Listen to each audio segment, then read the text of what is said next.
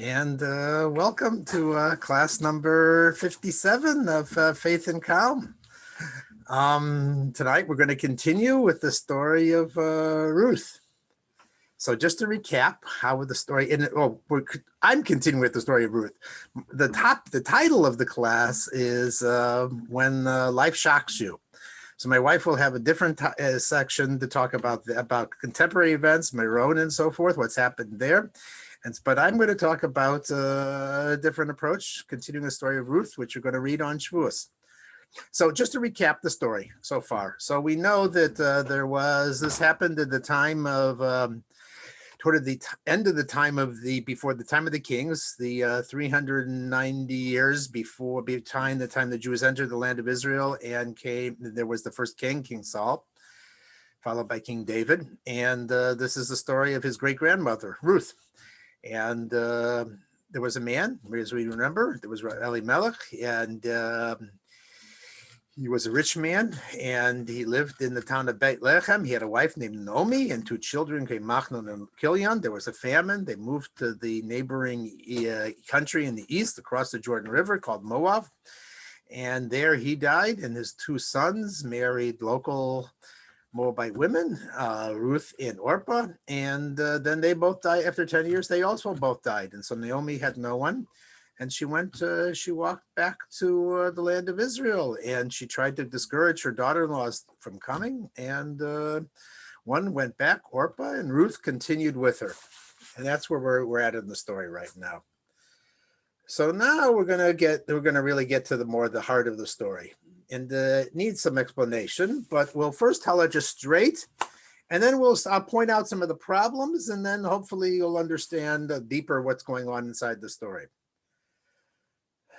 So Naomi, as we know, she left. She was a rich, aristocratic, very a queenly lady, very dignified, but she's coming back to Eretz Yisrael, and she's dirt poor. As they said, so dirt poor that when they said they walked back to Israel, they really walked back to Israel. They walked on the road, which means that they walked with no shoes. They were barefoot the entire time. So that was difficult. Ruth followed with her. Orpah went back to her people in Moab, and Ruth clung to her. They get back to the town of Bethlehem. It's the time of the barley harvest, which means it's Pesach time. And they say that the entire town came out and said, "Is this Naomi? What a transformation." They couldn't believe it was Naomi. The first question is, why are they all out there greeting her or be there at the time? So they give three opinions in the commentators in Ruth. One says is because there's a custom is on Pesach, the first day after the holiday of Pesach, the first night. Hello, Molly. There is the gathering of the barley for the Omer. So everybody came out that night for the harvesting of the Omer, and that's why they saw Naomi. The second one was that there was a famous judge in that town. His name was Ibsan, who, by the way, is the same person as Boaz. And he said that he was having a wedding. He was wearing off he had 30 boys and 30 girls. I guess he got married to a couple of women. And one of them was getting married, and everybody was there for the wedding celebration. The third opinion was, no, his wife died. They all came out for the funeral, and they buried the person outside the city. And they were all there. They saw Naomi and Ruth come, and they said, "Is this Naomi?" And Naomi said, "Don't call me Naomi anymore, because Naomi means sweetness. Naomi is sweet, pleasant. Me is mine." She said, "I'm not sweet. My life was not sweet anymore. Call me Bara, bitter, because my life is bitter by anybody's calculation. Not just because I was so rich and now I'm so poor, but even by poor people, I would be considered like this was a terrible life because my husband died, my sons died, and my life has been empty. I went full and I came back empty." And there's not much. Hard story for Naomi, hard transformation. Her daughter-in-law, Ruth, the next day says, "It's the harvest time. Let me go out and collect the gleanings from the field. Don't you go." The first thing I want to point out is that this is sort of giving you an indication of the character of Ruth. No, she's saying to her mother-in-law, listen, for you it'd be disgraceful. You'd be to go like with the rest of the paupers and to be going into the field and collecting the gleanings. That's a real come down. But for me, I'm a stranger. Nobody knows who I am. It doesn't look so bad. I mean, but Ruth also came from an aristocratic family. But she says no to her mother-in-law. She says, I will go because it won't be so embarrassing to me. Now, what is this gleaning business? So you should understand a little bit about Jewish law. So when you're harvesting, you got all that wheat growing there in the field. So there are three things that belong to the poor people. It's not charity. They belong to the poor people when you're harvesting, and they're entitled to it. And that's why they go out into the field together with the harvesters, and they collect what belongs to them at harvest time. The first one is these gleanings. When you take the scythe and you chop off a bunch of stalks of wheat, sometimes one or two fall down, and they don't get, the guy doesn't grab it in the bundle to put together in a bundle. Those are called leket, gleanings, and those belong to the poor people. Anything that's just like one or two, if it's more than two, then the guy can come back and take more. But if it's just one or two, that is considered leket. That's gleanings. The other part is shikha, forgetting a sheaf. So after you take the bundle of stalks, you tie it together, you make a bundle, and they leave it in the field. But if they forget one, then it's considered belongs to the poor people. If it's two or more, no, that's not. So, a forgotten bundle in the field, that also belongs to the less people.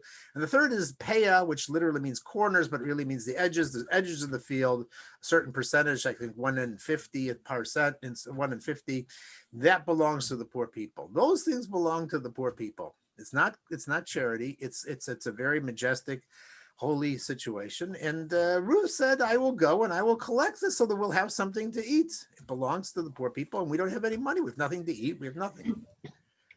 So Ruth goes out into the field and she happens to come across the field of Boaz. She didn't know it, but that's where she happened to go. It says that very interesting. How it describes how she came there. There were a lot of people there in the field, and it says that she went and that she came and she gleaned the field. The Vilna Gaon makes an interesting insight into this, and just this one little detail shows you a little bit about the nature of the Ruth. Most people, when they're poor, they run into the field and they start collecting the sheaves. It says, no, she first went and then she came. What does it mean? She went and then she came. She first went to the edge of the field, and then on the way back, she would carry the gleanings. That way she wouldn't have to carry both ways. In other words, she was thought out. She was an intelligent person. And also it tells her also that she was a thought out person in everything in her life. She made a big change in her life. A big change. She left her country. She went and joined a people who wasn't even sure they would even accept her because she was a Moabite lady. And there's a question of whether a Moabite can marry a Jew. So even if she converts, she would be still an outsider. You would think she did this on impulse. She just felt lonely and she wanted to go with her mother-in-law. No, the Torah is telling you she was a well thought out person. She was conscientious. She did things deliberately. It says that whenever she would go down to take a piece of stalk, she was very careful. Some people would just bow down like this, bend over, but that wasn't so sneeze. That wasn't so modest. What she would do is she would first crouch down and then pick it up. And the guy in charge noticed this. He said, and also how careful she was. She only would take very carefully exactly what she would never try and take extra. She knew the laws. She was well trained. And she was a well thought out person. I'd say this all just so that you understand that Ruth was, she was a mature lady. She was thought out. She was careful. She was a thinker. She was that kind of a person. It'll help you understand the rest of the story. Boaz comes to the field. He sees what's going on there. He sees the people collecting, and he asks the guy who's in charge of the fields, "Who's this girl? What's going on here?" Actually, he says, he says to the harvesters, he says, is Hashem still with you? The rabbi is give an interesting story there. He says, Ruth was exceptionally beautiful lady, and that she was so beautiful that when men looked at her, she was young and she was beautiful, and they had a chance of, I should say it. So they said that this God still with you means that the Shekhinah that depart from you, because men have thoughts when they see such a beautiful girl, and they can have a mission of seed or something. So the leader, the guy in charge, said, this lady, you don't have anything to worry about. She is so tznius, she is so modest, she is so dignified, and so forth. I would actually recommend that you marry this girl. So that was the commentary there. So she was, although she was very pretty, she was also extremely dignified, noble lady. Even in her poverty, it was just obvious. And so Boaz asked about her because he noticed something special about her. And the overseer told him, said, she's so careful. She's so careful in how she harvests this, how she collects things, how she, that she doesn't violate any of the laws. So Boaz turns to her and says, my daughter, he says, don't go anywhere else. Stay in the field, stay with my maid servants in the field, and so forth, until the harvest finishes. And I will make sure that you have water, that you can just take water just like anybody else who's working for me here. And he gives her a bag of parched barley, wheat, to take home. That day, she collected a seah, which is, I think, 22 kilograms of barley. She threshed it there. She separated the stalks from the grain because it's too much to carry. So 22 kilograms. So she was pretty strong too. And she took it home to her mother-in-law. And her mother-in-law was shocked. He said, where did you get all of this? And she says, I got it from this. I went to this field. Who did you go to? She says, this guy's name was Boaz. She says, Boaz. That's not just nobody. Boaz is actually a relative of ours. How is he a relative? I have to explain this. So two ways. Elimelech, remember, was married to Naomi. Actually, Elimelech and Naomi were relatives themselves. Elimelech and Naomi's father were brothers, which means that she was a niece of Elimelech, which is it's a kosher marriage. So she was both his niece and she was his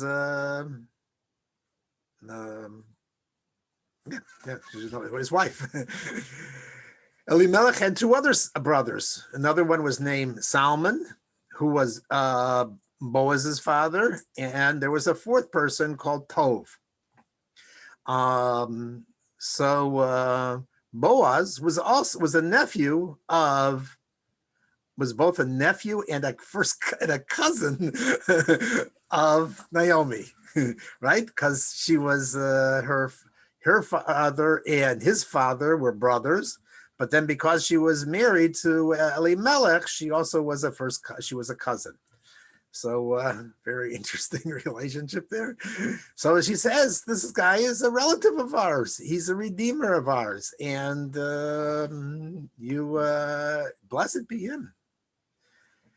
Time goes on. This harvest happened. I'm just giving you the outline of the story then quickly. So the harvest happened around Pesach time. 3 months later, if this is our time now, right? Sphira, is Shavuos time. Now it's the wheat harvest. That's how things work in Israel. The barley harvest is around Pesach time. The wheat harvest is around Shavuos time. Naomi would go out into the fields this whole time. She collected the barley feast, the wheat field. Now everything was done. And her mother-in-law says, my daughter, I've been searching for a redeemer for you. I've been searching for you to find Menucha. I want you to find rest. I want you to find somebody And she says, here's what I'm telling you to do. And she tells her this plot. She says, listen, I want you to dress up in your nice clothes. I want you to anoint yourself. I want you to bathe yourself. I want you to go down to the fields to where they were harvesting. And there you will find that they just finished the winnowing process. Winnowing is where they throw up the grains into the air and they removes the chaff from the seed. And Boaz, it's a big celebration that night, and Boaz will be sleeping there in the mill where all the grain is stored. I want you to go at night. Everybody will think that you're just coming to visit your old friends. And you secretly afterwards, when everybody's gone, you sneak into the granary, and Boaz will be sleeping there, and you should lie down next to him and uncover his feet and go to sleep next to him. And then he will tell you what to do. That's what Naomi says. Very strange story. Very strange story. Which Ruth does that. She goes down, she anoints herself, she dresses, she bathes, she goes down, she hangs out with her girlfriends who she'd known for 3 months. Nobody suspected anything because they just figured she knew. She became friends with everybody there. And then at night, quietly, below, subtly and secretly, she goes into the mill where Boaz is sleeping, uncovers his feet, lies down next to him. And in the middle of the night, Boaz wakes up and he goes, whoa, there's this girl there at my feet. Who is this person? And he says, who are you? He's shaking, he's quaking. And Naomi said, and Ruth says very plainly and calmly and comfortably, he says, I am Ruth, your servant. You are my redeemer. Spread your cloak over to me and tell me what to do. And Boaz rises to the occasion and he says, it is true, I am your redeemer, but there's another redeemer that's closer than me. There's somebody else who should redeem you first.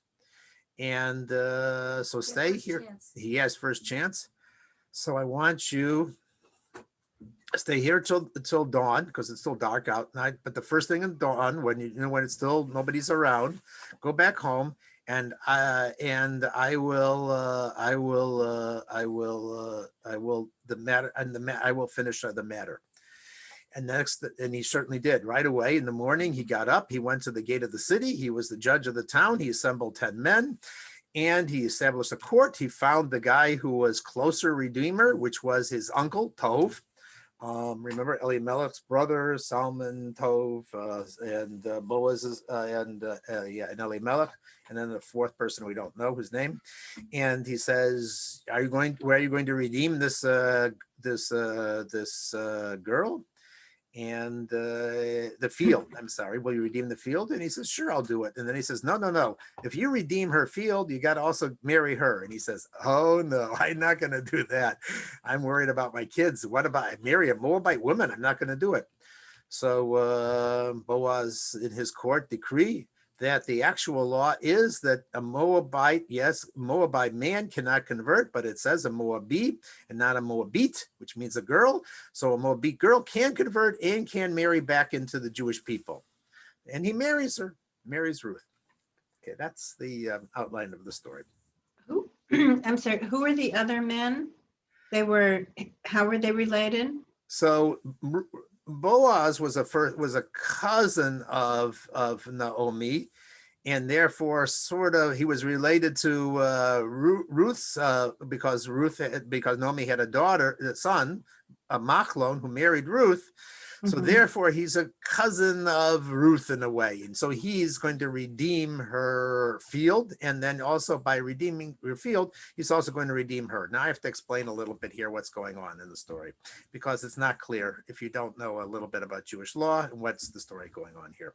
And then I'll explain the deeper part of the story, which is very interesting because there's the stories and stories and stories in the story. I know it's a fascinating story. It's a very interesting story. So it's a love story. So it's a lot of older people, a second marriage, a second chance for both of them. Boaz lost his wife. He was an older man. Ruth was also an older person, and still beautiful. But anyway, but what's the story here? And this is where King David comes from and Mashiach comes from. So we want to understand the story because it has impact and meaning of a very large scale. There's something very strange about this story. Why did Ruth, if Naomi wanted Ruth to marry Boaz, this is her cousin, go to him and say, I got a perfect girl for her. And in fact, she's very fine and she's very refined. And I know you also are refined. You're a judge. You're a leader of the Jewish people. You should, marry Ruth. Or use a shadchan. Have a shadchan go and tell how wonderful, Ruth is. A matchmaker. The joke about the matchmakers? No? I have to tell the joke about the matchmaker. So one time this girl, she was set up on a date by a matchmaker. And she came out after the date and she went to the matchmaker and she says, you're a liar. He says, you told me that he was tall, he's short. You told me that he's thin, he's fat. You told me that he was smart, he's dumb. You told me that he was handsome, he's ugly. And by the way, she's whispering all of this to him. And he says, you don't have to whisper. He's also deaf. So my shadowers lie a lot, So that's the story. They do? The joke. They're It says, wonderful people. all right. It says the Rosh Tevos of the initials for Shad matchmakers is Sheker Daber. He has to stretch things a little bit. Tell nice things most about of them are wonderful people. Okay. You can't rely on That's all the the joke. Jews. That's a joke. Okay, so say it's a joke. Okay. I went over, yeah, of course, I should matchmaker. But anyway, use a matchmaker. She didn't do it. She came up with this plot, and not only did she came up with the plot, but if you know anything about the Megillah Ruth, in many places, in some places in the Torah, a few places, the written form of how things are written is one way, and the way that the Baal Koreh reads it is differently. So it says one thing, but it's vocalized a different way. So when in here, it's almost every line is different. When it says Naomi tells Ruth to go down to the granary, she actually says, I should go down. Naomi should go down. So I said, I will go down. Instead of just saying, and he also says, and you shall lie down there. And actually, when you read it, you have to say, I will. I'm sorry, when it writes it, it says, I will lie down there. But when you read it, you say that Ruth should go down there. So it's very strange. What is Naomi doing here and so forth? And the other thing is, of course, she goes down belot. What is this belot? Which means secretly, subtly, she goes into the place. And lastly, obviously, she's, Boaz could have gotten very upset about this whole situation. It doesn't look nice, What this girl, she comes at night and so forth. The whole plot to get her married to Ruth that Naomi was concocting may have blown up in a very bad way. It's very embarrassing. A Moabite woman that's not sure that you're going to be able to marry her anyway. And then you have this, this laying down in the middle of the night and the uncovering the feet. What's with the uncovering of the feet and everything else? So all of this needs to be explained. The explanation for this is two parts. The first part is that there is a Jewish law. It's called Yibum. If a man dies and has no children, then his neshama has not really settled into this world because he never was able to accomplish what he was supposed to do. So the law is that normally a brother does not marry his sister-in-law. But in this case, it's considered a mitzvah, and therefore, in this unique case, the brother-in-law is given the opportunity to marry the sister-in-law. In Ashkenazi, for the last 1,000 years, this is never done because there is an escape clause. If she doesn't want him or he doesn't want her, then there's something activity thing called chalitza, where he takes off her shoe. He takes off his shoe and says, this is what's done to the person who doesn't want to establish my brother's house, his brother's house.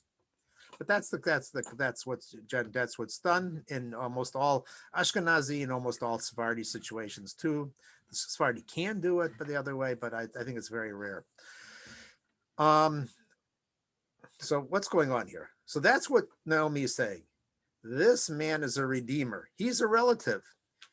Now, the Rambam explains the law today, even the law ever since the Torah was this is only with a brother and a brother-in-law, between brothers. But the Rambam says that before the Torah was given, and certainly afterwards, there's still a concept of redeeming the other person's property, meaning that when you buy the other person's field, the Torah does not want the fields, the family field, to go out to some stranger. Therefore, there is a mitzvah that if you sell your field, and Naomi had fields from Elimelech in the land, and her children, Machlon and Kilian, had fields in Bethlehem, says the best thing to do is for a relative, either Boaz or his uncle Tov, should redeem this field. And by the way, when you redeem the field, you should also redeem the soul of the person who died. Machlon, soul, needed a place, a grounding in this world. A shoe is what connects you to this world. And what basically the idea of what happens at Chalitza or Yibun is that you make a continuation for that soul in this world by marrying and letting that soul have a function in this world. So when Ruth uncovered his feet, she was hinting at, you have a mitzvah of Yibum here. You have a mitzvah of redeeming the soul that didn't accomplish what it was supposed to do. Now, there's another interesting thing that Boaz says.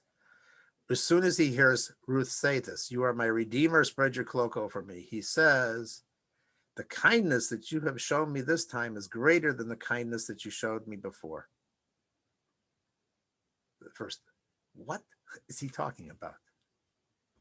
To here, we have to go into the world of the reincarnations of the souls and Gilgulim and other kinds of subjects. Let's look at the story, the deeper story. Ruth was a Moabite. Where was the founding of the Moabite nation? If you know the story, in the early parts in Beresh, I think it's in Vayera, Parshas Vayera, in the first book of the Torah, it says that there was a guy named Lot. He lived in the town of Stone. He had 2 daughters. The city of Stone was destroyed. They thought that the whole world was destroyed. They all went, 3 of them went into a cave. They looked around. They said, you know what? There's nobody left. If humankind is going to continue, we have to have children somehow. There's only one man left in this world. It's our father. And so the older one and the younger one had relations with their father, and they gave birth to children. And the older one called her firstborn children Moab, which literally means from my father. And that is the founding of the Moabite nation. Ruth is a descendant from that Moabite nation. Now let's look at the other side. Let's look at Boaz. He's from the tribe of Yehuda. He's from the tribe. He's specifically from the kingship of Yehuda. Yehuda also had an interesting story associated with him. As we know, after the selling of Yosef, he separated from his brothers. He had 2 kids, 3 kids. One was called Er, the other one called Onan, the other one called Shelah. They married a certain lady named Tamar.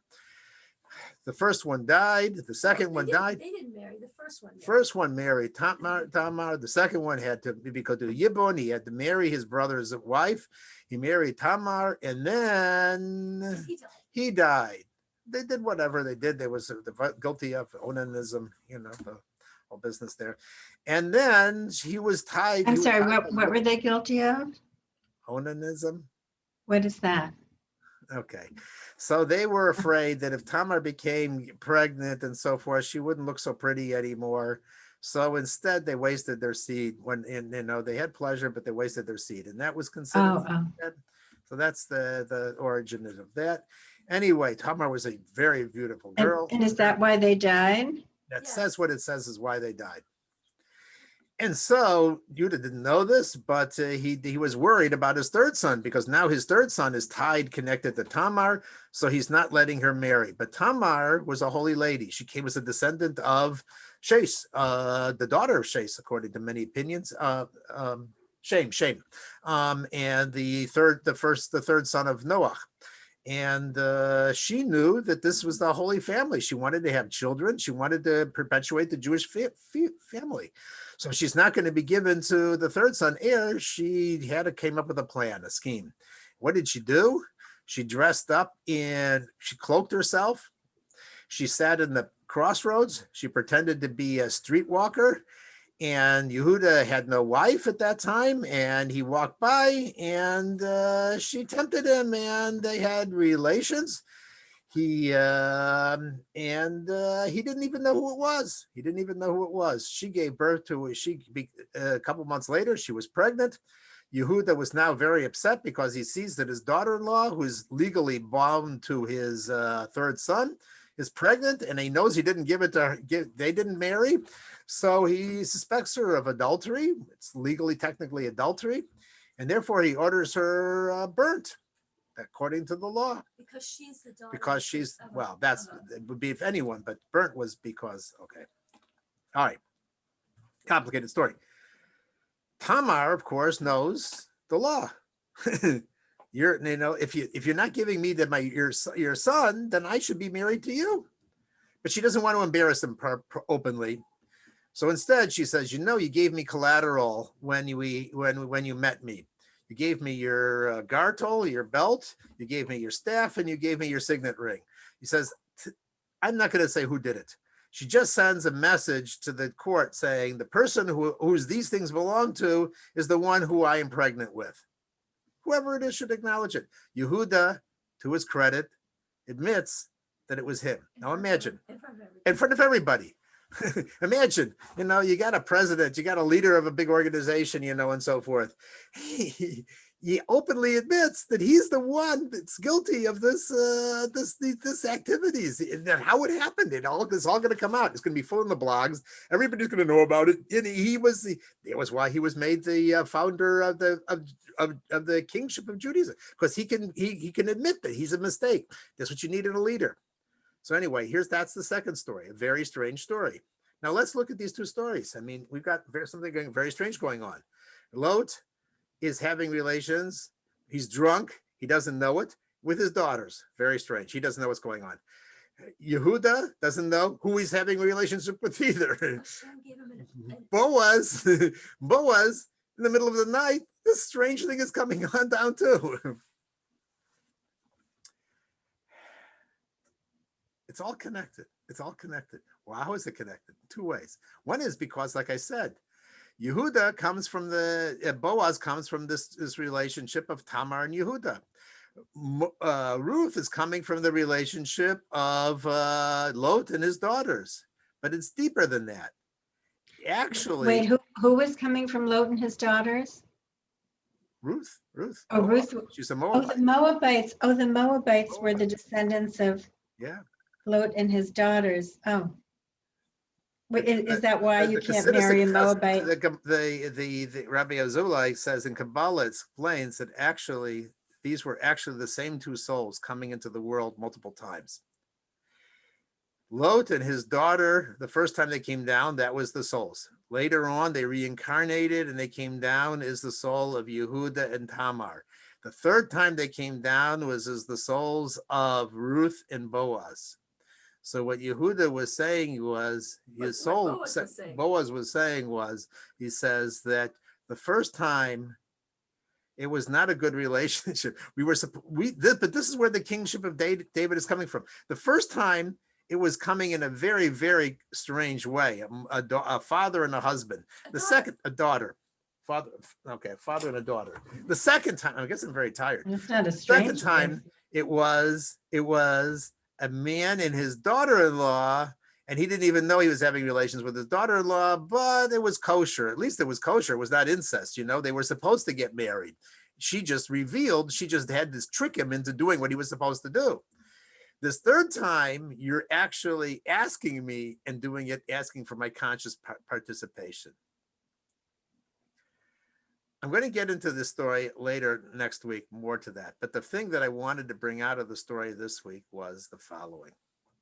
And that is, it seems very, very, it seems odd. This is the way that, that God wants to bring Ruth and Boaz together. And not only from Ruth and Boaz, but of course we know that Ruth is going to give birth to Oved, who's going to give birth to Yishai, who's going to give birth to David, who eventually is going to come Mashiach from all of this. And the question is why does it have to happen in such a strange way, in such a convoluted way, with such many weird stories, that the seed of the Jewish people, who is going to eventually be the Redeemer, there's going to be the Mashiach, has to come through all of these strange family relationships. So the Meforshim explain a great lesson, a very important lesson, and that is Ruth and Naomi knew that to bring Mashiach into this world is not going to come in a direct way.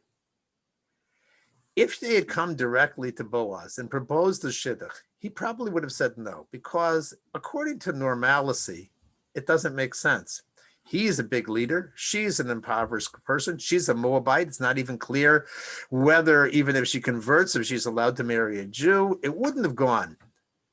She had to do something to shake him up, to wake him up, to shake the situation. It doesn't happen. That things in life don't happen always just in a well-planned, organized way. So that's what Naomi said. She says, we have to do something to really arouse him, to make him realize the gravity of the situation. What is this? What's at stake? What is at stake here is not just two people who are not married getting together. This is not a private matter, because what is coming out of here is the seeds of Mashiach and the whole transformation of the world. In order to accomplish big things, big people have to be brave, and they have to be forward, and they have to be chutzpahdik. Small people, average people don't accomplish big things. Big people reach for big stakes, and they either reach them or they fall terribly. Ruth was saying, I'm all in on this. I'm going to risk everything. Boaz saw how far she put herself on the line. And all of a sudden he responded to that and saying, I will also do the same thing. I will overreach myself, because this is the seeds of Mashiach coming here. This is not just about two people. This is about something that's bigger than either one of us. This is a national mission. The guy who refused to marry Ruth, his name Tov, in the story of Ruth, he's never called Tov. He is called Ploni Almoni, which, if you know any Hebrew, it just means Sam Doe, Mr. So-and-so. That's how the rabbis refer to Mr. So-and-so. They call him Ploni Almoni. But what was his real name? His real name, that was Job? Tov, but we're not even sure that's his name. The only thing that we're really sure about is he's called Ploni Almoni, Mr. So-and-so, because he was an average guy. He didn't want to risk anything. He was okay, but he doesn't accomplish big things. He doesn't. People who just go by the normal way never reach for that, what is that, the thing on the merry-go-round, the cane, what do they go for? The ring. The brass ring. You got to go for it.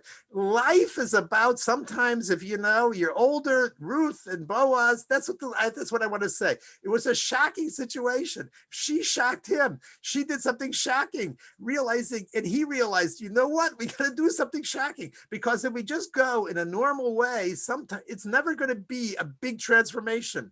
You want to see big changes in your life. You want to see a transformation in your life. You want to see a transformation in the whole world. Big people have to take big chances, and sometimes they reach that thing and sometimes they fall.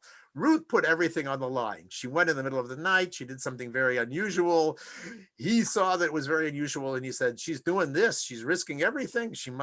I'm going to risk everything too. And we're going to do this. We're going to risk everything to be able to bring the seed of Mashiach, because this is not just going to happen in a normal way.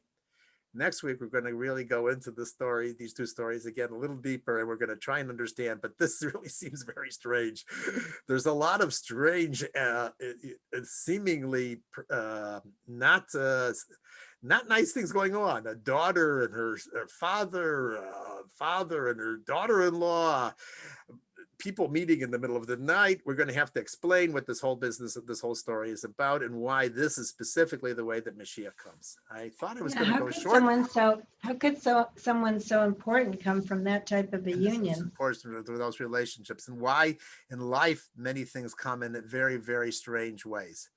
But I've really overdone my time. My wife is pointing at the clock at me, and I thought I only had like 5 minutes to talk about. So I'm going to let her go. And very interesting. Thank you so much, Yecheskel Shimon. Yasher Koach. Thank you, Shimon. Hi, Shalamas. Hi, how are you? Hi, everybody. Good. How are you? Good to see you all. Where's Emily tonight? Is she okay? Emily had she had something medical that she had to do, and she thought it would we both share an eye doctor who goes way past the time. So she felt she would still be there, and Amy is doing something for her son's bar mitzvah. So anyway, I want to welcome you all. Hi, Sari. Hi, El. Hi, Molly. And okay, good. So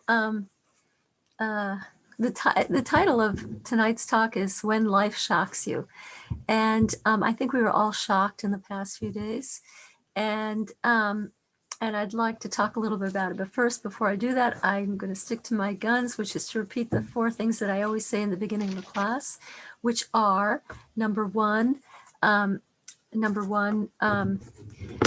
we're in an extraordinary time. We're in an extraordinary time, meaning that the Lubavitcher Rebbe told us in 1991, 1992, that we are entering the era of the redemption, and to tell everyone about it. That's our job. And when the Lubavitcher Rebbe said it, he had tremendous credibility, because he said many, many, many public pronouncements about wars ending on such a date, no harm happening to people, even in very dangerous situations. And he was right again and again and again and again. He exceeds the Torah requirements for a prophet. And according to Torah law, when somebody has exceeded those requirements and they predict something, you don't have the right to question it. You have to believe it. It's a Torah law. And the Rebbe also told us that he hinted broadly, shouldn't say he told us, he hinted broadly that he's Mashiach. He said in an amazing sicha that the grave will have no dominion over the leader of the generation. He said many other things. And anyway, we also know that our souls were handpicked to be in this time, and not to be bystanders, to be active players. And that and we know that Hashem gave us tools for this incredible job that we have to do. He gave us the Torah, which is our guidebook. He gave us mitzvahs, which are our power tools. And he gave us amazing leaders like Moshe Rabbeinu, Moses in his era, and the Rebbe in our time. And finally, by learning tonight about Mashiach, we are actively furthering the process and speeding it up. The Rebbe says there's no faster way to speed it up than by learning about it. What does that mean when he said that the grave has no dominion over the? Why don't I bring it actually next week? And it means that it'll have no, what is the word the Rebbe used? Bearing? Not bearing, it won't be able to rule over him. It won't be able to rule over him. I'll bring in the exact wording if I remember it. I'll write myself a little note, and I'll bring it next week. It's really remarkable, the things that the Rebbe said, especially in the last 2 years that he was talking, in 1991 and 1992. So anyway, having said that, I was hoping to speak before the events of Thursday night, the terrible tragedy in Meron that we all know about. I was planning to speak about Rabbi Shimabra tonight, because this is the closest class to Lag BaOmer. Lag BaOmer was, as we know, Thursday night and Friday, and I think I will speak a little bit about him in order to get a context into this tragedy. So Rabbi Shimabra was one of the most spectacular rabbis that ever lived. Some say, certainly among the greatest rabbis that ever lived. And he was very unique, not just great, but extremely unique. And he was extremely respected by all the rabbis of his time, by all the people of his time. They used expressions that we just don't use to describe people. They called him the godly Tana. Tana was a name for a very big sage, and they called him. One sage said, 3 times a year on the three they're called pilgrimage festivals, Pesach, Shavuot, and Sukkot. we're supposed to go to the temple. If the people who lived in Israel would go, they would walk to the temple 3 times a year. The men had to, and the wives, if they could, and the kids, if they could, they came along. But the men had to do it 3 times a year. They had to appear before the face of God, before God. And one sage said, "You know what the face of God is?" And he said, "If you want to know what the face of God looks like," he said, "look at Rabbi Shimon Bar Yochai."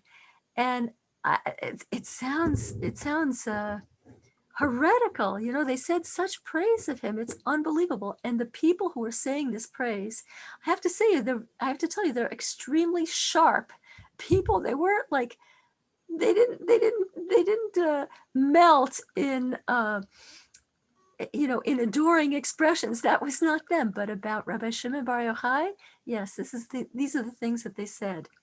What was it about how he looked? Do you know? No, not about what he looked like. He came from a very his soul came from an extremely lofty level. And I think I explained once that when souls come down, we all originate from the same place, from the same source. But some of us have a more bumpy ride coming down here, and some are sent whoosh, with a much more smooth passage, which means they weren't affected by the trip. They weren't affected by the constant, jostling. Yes, and they retain more of what they had. They retain consciously more of what they had in heaven, and this was clearly such a soul.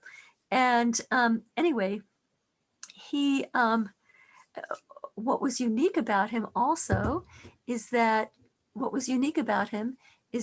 he his whole attitude towards everything was totally different from other people. There was a I think I'm gonna elaborate it more next time about Rabbi Shimon Bar Yochai, because I won't be able to I won't be able to address when life shocks you if I keep talking about Rabbi Shimon Bar Yochai. So I'm going to leave. I want to draw a comparison between Rabbi Shimon Bar Yochai and the Rebbe. They did very, very similar things. They had a unique outlook that very, very few people in the world have. They could look at a sea of overwhelming darkness and find the jewel in that overwhelming darkness and lift it to the surface. And then all of a sudden, everybody sees that everything is really light. It's not dark. So I want to go into more detail next week about that. But right now, I think since we're so close to the time of what happened on Lag BaOmer, the horrible tragedy of 45 people passing away on Lag BaOmer itself, at Meron, they came to be with Rabbi Shimon Bar Yochai. Rabbi Shimon Bar Yochai is unique that no other rabbi enjoys the honor of more than 600,000. Typically, I don't know about the last 2 years because of Corona, but on a typical year, more than 600,000 Jews go to Lag BaOmer. Go on Lag BaOmer, which is the yard site of Rabbi Shimon Bar Yochai, to spend that day with Rabbi Shimon Bar Yochai, and I will elaborate next week, but Rabbi Shimon Bar Yochai said, you are not allowed to be unhappy on my day. You're not allowed to treat it like a regular yard site. You have to celebrate because I did my mission in this world. And that's an incredible thing when a person did their mission in the world. And, he brought down the secrets of the Zohar, the fundamental secrets of the Torah, which later were elaborated on and expounded in Hasidus. And so on this magnificent, and so many miracles are associated with Lag BaOmer, it's not to be believed. That's another reason that 600,000 people come to Meron each year. And on such a day that's famous for happiness, a day that's famous for miracle after miracle after miracle, on such a day, 45 people pass away in a shocking, seemingly useless accident. Why? So so anyway, I want to address that right away by saying that something that I've said before, that something that I've learned that is very precious to me. When you see a vacuum of godliness, like, where was God? What good is this? Why should such a thing happen? Especially in such a day as Lag BaOmer, we have to tell ourselves this sentence: a vacuum of godliness is always temporary. It is always temporary. And and the and it's there's two expressions in Hebrew. One is chilul Hashem, the absence of godliness. You can't see God, that's temporary. Kiddush Hashem, the presence of Hashem, is always permanent. So so when we see something that blows our mind, we have to remind ourselves this is temporary. Eventually we'll understand this, hopefully soon. Maybe, maybe in this lifetime, maybe not in this lifetime. But this too, we will understand. And meantime, I'm just going to continue to do good. That's what a Jew has to do. I'm just going to do good. And I'm going to understand that someday we will understand this. Just like the Holocaust, just like all the other, what in the world is going on here, situations. So I want to tell very briefly, I only have 5 minutes. I want to tell one or two brief stories, and I've told at least one of them before, maybe even both of them before, but they're so appropriate that it's an important thing to say. So I don't know if you were here when I told the story before, but there was a man in the Holocaust in a concentration camp, a Jewish man, a holy religious Jewish man, and for the duration of the war, he never ate.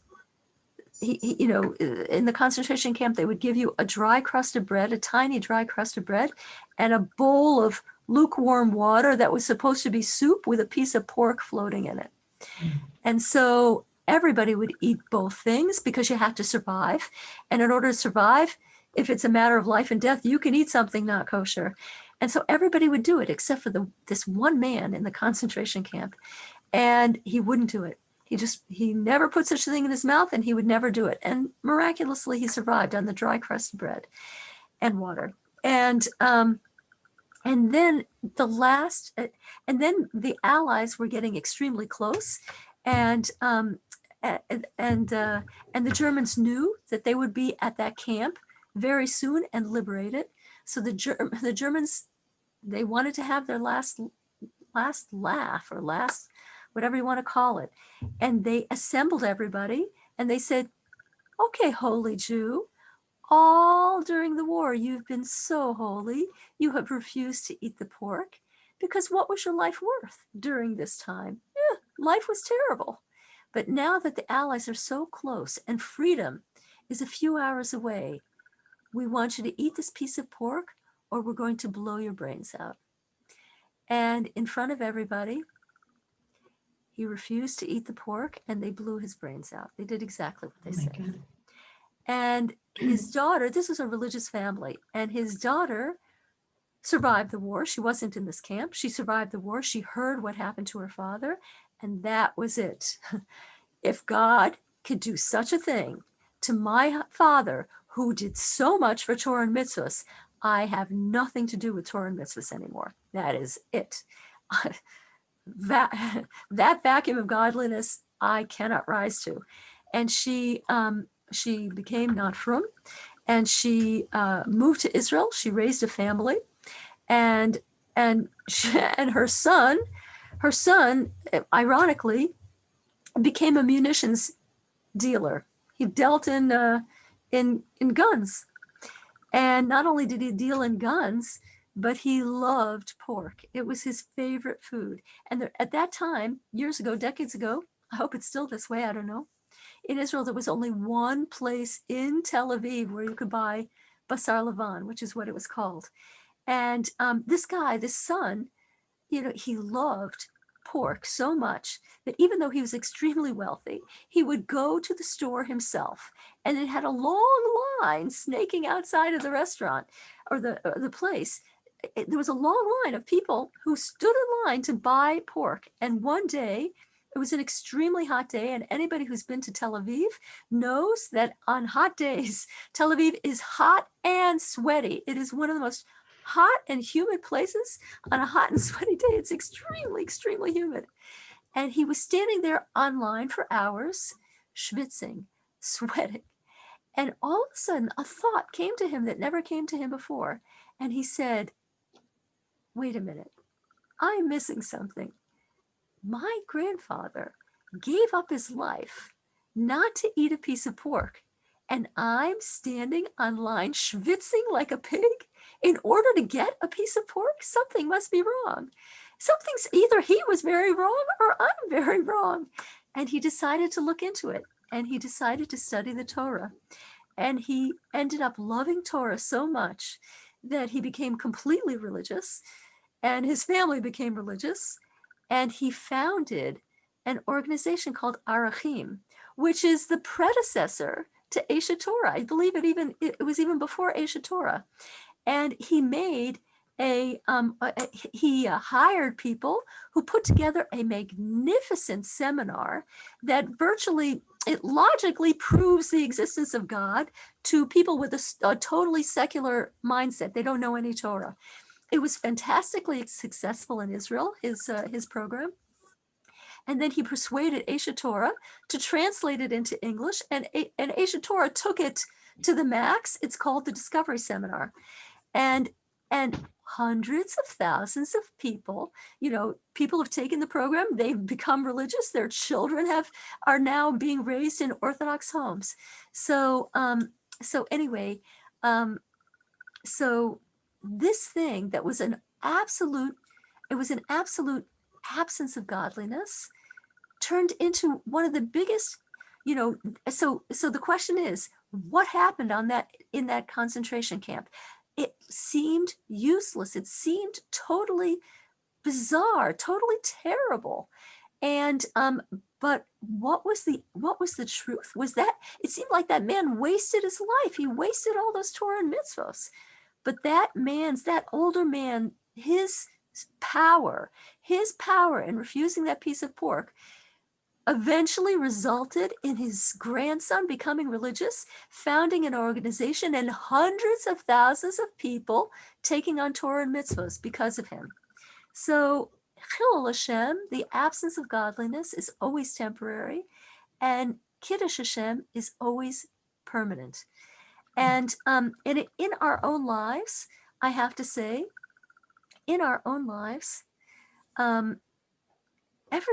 almost every day, at least periodically and almost every day, there's an absence of godliness.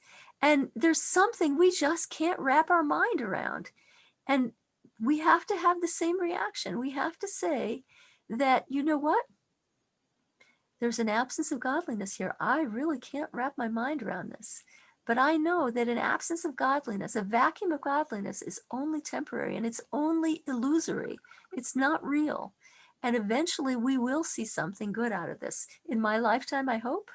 But there will be good that comes out of this. So it is already 8:03. I'm just going to tell that one little story. And I'm going to tell you that candle lighting is at 7:33. And shortly, you can count the Omer. Today was day 36. And tonight will be one more than 36. And I wish us all that that we take the strength that God gave us and we use it in good ways, particularly in the way the Rebbe said, which is to tell another Jew about Mashiach, that we are in the era of Mashiach, no matter what looks like what, it is unfolding now. And the biggest kindness you can do for another Jew, not necessarily relatives, I wouldn't always recommend trying it on relatives, but for another Jew, tell them that Mashiach is coming. And I want to thank you very much and wish you a good night. Thank you, And Shalamis. You too. so Where much. did the other two go? I have Sorian. no idea. I have no idea. Oh my Okay, good. goodness. Okay, Okay, thank you. This was beautiful. Thank you Okay. for all your thank you effort. so much. Thank you I so much. enjoyed it. Have a